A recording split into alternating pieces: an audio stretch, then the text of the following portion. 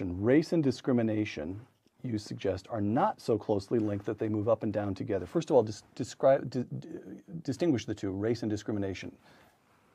Racism is an attitude inside people's heads. Right. Discrimination is an overt act taking place outside in the real world. Okay.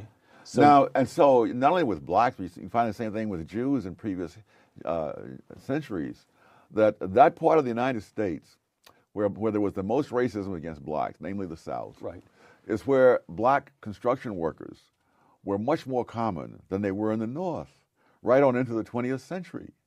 And most people are unaware that in the South, blacks were the construction workers. I remember a professor at Howard University saying that when he was a boy in the South, his father pointed to some man on the street and said, he was the first white construction worker in this town.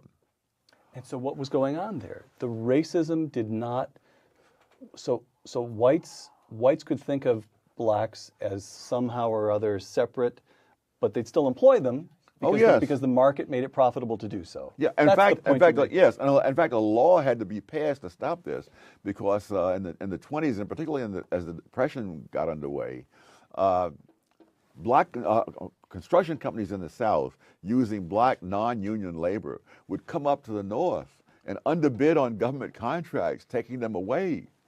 And so this was very common, to the point where they passed the Davis-Bacon Act, which said that on government contracts you must pay the prevailing wage, which translated almost invariably into the union wage. Right. So your point on the distinction between racism and discrimination is, don't worry about racism. It's inside people's heads. You can't measure it.